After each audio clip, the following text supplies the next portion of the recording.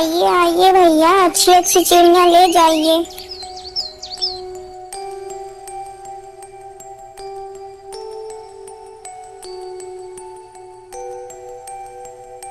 अरे भाई, यह कबूतर कितने पैसे में दे रहे हो? भैया जी, यह कबूतर केवल 50 रुपए का है। नहीं नहीं भाई, इस कबूतर के तुम 50 ज्यादा मांग रहे हो। मैं तो सिर्फ इसके 30 रुपए ही दूंगा। मैं क्या करूं, अब तो बाजार भी समाप्त होने वाली है। मैं इसे ही 30 रुपए में कबूतर दे देता हूँ और फिर सारे पक्षियों को धीरे धीरे बेच ही दूंगा। अरे भाई, तुम कहाँ खो गए हो? अरे कुछ नहीं भाई, ठीक है, तुम इसे 30 रुपए में ही ले लो। तभी वो आदमी जल्दी से 30 रुपए निकाल कर देता है और कबूतर को ले लेता है। और कुछ ही देर में वो शिकारी धीरे धीरे करके अपनी सारी चिड़िया को बेच देता है। अरे वाह वाह, आज तो काफी सारे पैसे इकट्ठे हो गए हैं। चलो आज मैं जल्दी से सब्जियां खरीद कर अपने घर वापस चलता हूँ। शिकारी जल्दी से कुछ सब्जियां खरीदता है और वहां से चला जाता है।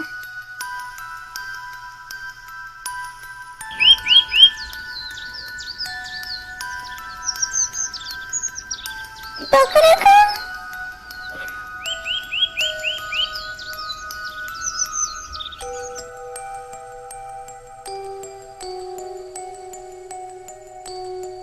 अजी सुबह हो गई है, कितना सोओगे आप? क्या आज आप शिकार पे नहीं जाओगे? हाँ हाँ भाग्यवान, जाता हूँ, अभी जाता हूँ। शिकारी चुपचाप अपना जाल उठाता है और जंगल की ओर निकल जाता है।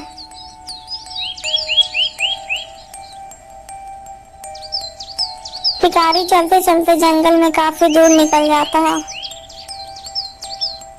हाँ हाँ, अब तो मैं काफी दूर निकल आया हूँ। मैं ऐसा करता हूँ, इसी स्थान पे अपना जाल बिछा देता हूँ। यहाँ पर जरूर मुझे ढेर सारी चिड़िया मिलेंगी। यह सोचकर शिकारी अपना जाल बिछा देता है और पास के पेड़ पे ही जाकर बैठ जाता है और वो बैठे बैठे सो जाता है। तभी उसे सोते सोते काफी समय गुजर जाता है। तभी उसकी नींद भी खुल जाती है। अरे बाप रे बाप, कितना समय हो गया और मैं सोता ही रहा। चलो मैं जल्दी से चिड़िया देख लेता हूँ, आखिर मेरे जाल में कितनी चिड़िया फंसी हैं। इतना सोचकर शिकारी अपने जाल के पास जाता है। तब वो देखता है उसके जाल में एक भी चिड़िया नहीं फंसी है। अरे ये क्या हुआ, मेरे जाल में तो एक भी चिड़िया नहीं फंसी है। पर ऐसा कैसे हो सकता है? अब मैं क्या करूँगा? पैसे कहाँ से लाऊंगा? यदि पैसे नहीं मिले तो मैं अपना गुजारा कहाँ से करूँगा? चलो कोई बात नहीं, आज का गुजारा तो कल के बचे पैसों से हो जाएगा। अब मुझे घर वापस चलना चाहिए।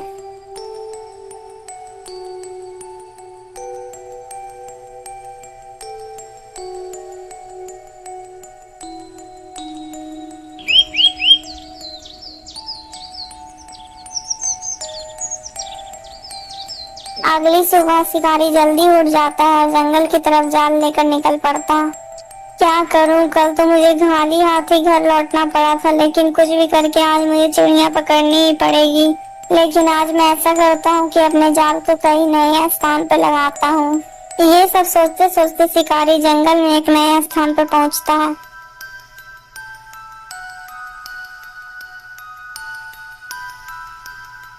हाँ हाँ, यही स्थान सही रहेगा। मैं यहीं पर अपना जाल बिछा देता हूँ। इतना सोचकर शिकारी वहीं पर अपना जाल बिछा देता है और पेड़ के नीचे जाकर बैठ जाता है। अरे नहीं नहीं, मैं इस बार नहीं सोऊंगा। आखिर मैं इस बार जाग कर देखता हूँ कि मेरे जाल में चिड़िया क्यों नहीं फंस रही हैं। देखते ही देखते उसके जाल में कई सारी चिड़िया आकर फंस जाती हैं। तभी वहां पर एक लोमड़ी आती है और देखते ही देखते वो लोमड़ी जाल को पकड़कर खींच देती है। फिर जाल में फंसे सारे पक्षी फुर से उड़ जाते हैं। अरे अरे अरे दुष्ट लोमड़ी, तुमने ये क्या कर दिया? मेरे जाल में फंसे सारे पक्षियों को उड़ा दिया। अब मैं तुझे जिंदा नहीं छोड़ूंगा। तब शिकारी जल्दी से एक डंडा उठाकर लोमड़ी की तरफ दौड़ता है। तभी लोमड़ी वहां पर से भाग खड़ी होती है। बेचारा शिकारी लोमड़ी का पीछा करते करते काफी दूर निकल जाता है। फिर लोमड़ी देखते ही देखते जंगल के एक झाड़ी में घुस जाती है। अरे रे बाप, इसके पीछे तो भागते भागते मेरी सांस ही फूल गई, लेकिन लोमड़ी तो हाथ नहीं लगी। जिस पेड़ के नीचे वह शिकारी खड़ा था उसी पेड़ पर एक पक्षी रहता था। तभी वो पक्षी अपना मल त्यागा, तभी वो मल सीधा उस शिकारी के ऊपर जा गिरा। अरे राम राम राम, मैं तो ऐसे ही, मैं ऊपर से इतना परेशान हूँ, ऊपर से ये पक्षी ने मेरे ऊपर मल कर दिया। छी छी छी। फिर शिकारी अपने हाथों से ही उस मल को साफ करने लगता है। अरे ये क्या, ये मल तो मल नहीं लग रहा, कहीं ये सोना तो नहीं? अरे हाँ हाँ, यह तो सोना ही है। इस पेड़ के नीचे तो कितना सारा सोना है, इस सोने से तो मेरा पूरा जीवन ही कट जाएगा। आखिर इतना सारा सोना किस पक्षी ने किया है? जरा मैं इस पक्षी को देख लेता हूँ। फिर शिकारी थोड़ा दूर जाकर पेड़ की तरफ देखता है, तब वो देखता है एक सुंदर सा पक्षी पेड़ पर बैठा हुआ है। अरे वाह वाह, यह पक्षी तो दिखने में कितना आकर्षक है, जितना ये दिखने में आकर्षक है उतना ये काम का भी है। काश मैं इस पक्षी को पकड़ पाता तो मेरे पास इतना सारा सोना आ जाता कि मैं अपने राज का सबसे अमीर व्यक्ति बन जाता। इतना सब सोचने के बाद शिकारी के मन में लालच आ जाता है। तभी वो शिकारी एक पोटली में सारे मल को इकट्ठा कर लेता है। मैं ऐसा करता हूँ कि कल सुबह आकर अपना जाल इसी पेड़ के नीचे लगा दूंगा और इस पक्षी को मैं अपने जाल में फंसा लूंगा। इतना सब सोचकर शिकारी जल्दी से अपने जाल की तरफ जाता है और जाल को उठाकर वापस से अपने घर की ओर निकल आता है।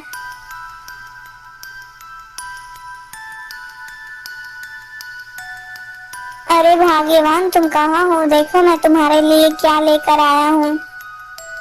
अरे यहाँ पे इतना शोर क्यों मचा रहे हो? आखिर आप क्या लेकर आए हो?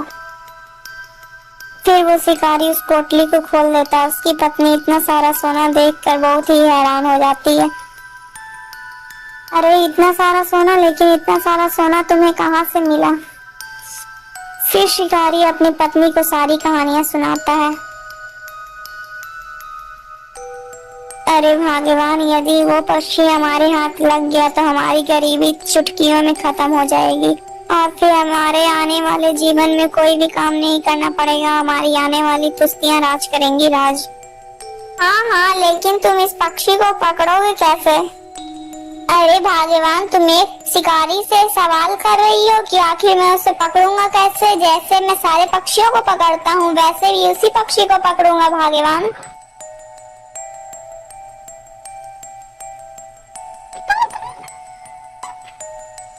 अगली सुबह शिकारी जाल उठाता है और जंगल की ओर निकल पड़ता है।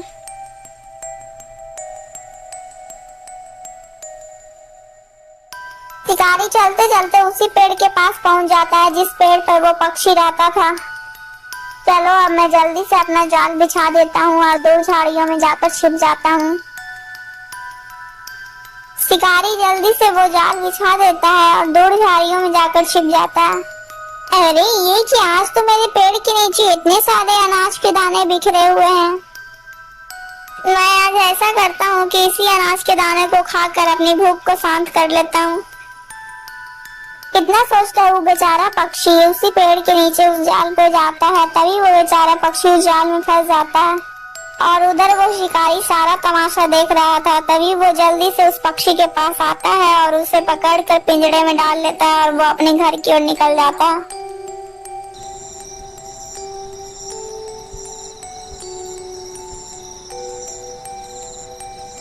अरे भाग्यवान, देखो देखो, मैं उस पक्षी को पकड़ कर ले आया हूँ।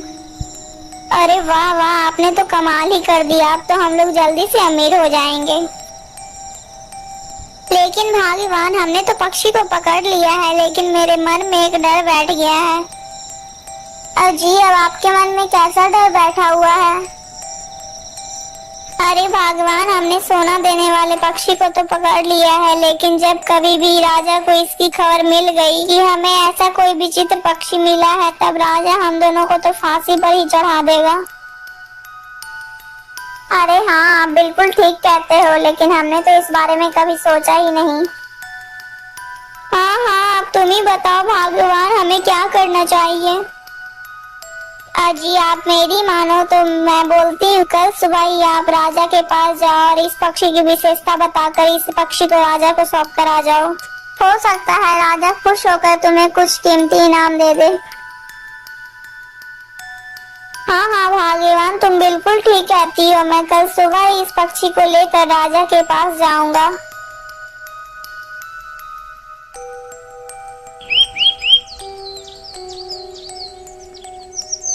अगले ही दिन वो शिकारी उस पक्षी को पिंजरा उठाता है और राजा के महल में पहुंच जाता है।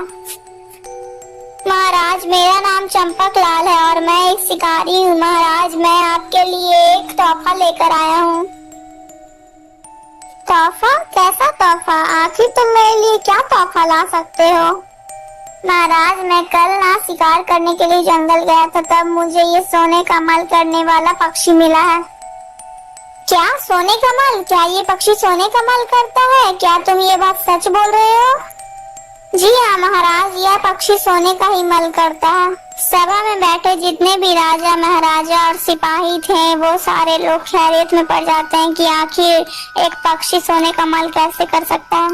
अरे वाह चंपक लाल, मैं तुमसे बहुत ही ज्यादा प्रसन्न हुआ जो तुमने मेरे लिए ऐसा उपहार लाया। इससे हमारे राज्य के सभी लोग और भी ज्यादा संपन्न हो जाएंगे। मंत्री जी, अब आप जल्दी से जाइए और स्वर्ण मुद्राएं 100 लेके आइए। मैं चंपक लाल को 100 स्वर्ण मुद्राएं उपहार में दूंगा। महाराज, लेकिन क्षमा कीजिए, क्या आपने ऐसा कभी सुना है कि कोई पक्षी सोने का मल करेगा? महाराज, पहले आप विचार कीजिए फिर कोई फैसला लीजिएगा। वैसे मंत्री जी भी सही कह रहे हैं, मैंने तो आज तक ऐसा पक्षी कभी भी नहीं सुना है, ना ही देखा है। कहीं चंपक लाल मुझे मूर्ख तो नहीं बना रहा है?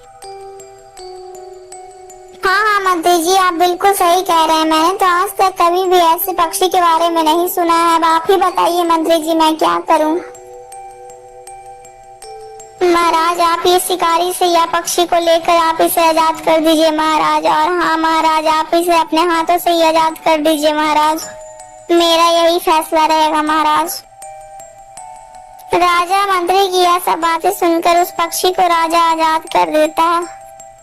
पर पक्षी जैसे ही आसमानों में उड़ता है तब वो मल कर देता है। तभी वो राजा देखता है कि पक्षी ने सच में सोने का ही मल किया है। अरे यह तो सचमुच का सोना ही है। अरे मंत्री जी, आपने ये क्या करवा दिया? आपने तो हाथ में आए धन को आपने उड़ा दिया। फिर पक्षी तुरंत ही उड़कर दूसरे स्थान पे चला जाता है। दोस्तों, हमें कभी भी किसी की बात पर तुरंत नहीं आ जाना चाहिए। पहले खुद सोचना चाहिए और आजमाना चाहिए। और हमें कोई भी फैसला लेने से पहले उस पर अच्छे से विचार विमर्श कर लेना चाहिए, तभी कोई फैसला लेना चाहिए। दोस्तों, आपको ये कहानी कैसी लगी? अगर अच्छी लगी तो प्लीज कमेंट में जरूर बताइएगा कि आपको इस कहानी से क्या शिक्षा मिली है। और हाँ दोस्तों, इस वीडियो को देखकर आपको कैसा लगा? अगर अच्छा लगा तो प्लीज वीडियो को लाइक करके चैनल को सब्सक्राइब कर दीजिएगा। दोस्तों ऐसी और कहानी देखने के लिए हमारे चैनल में जरूर आइएगा दोस्तों। और हाँ दोस्तों, हमारे चैनल के साथ जुड़े रहिएगा। दोस्तों, क्या आप राजा की जगह होते तो सच में मंत्री की बात पर आप भी वो पक्षी को उड़ने दे देते? दोस्तों, इसका जवाब हमें कमेंट में जरूर बताइएगा।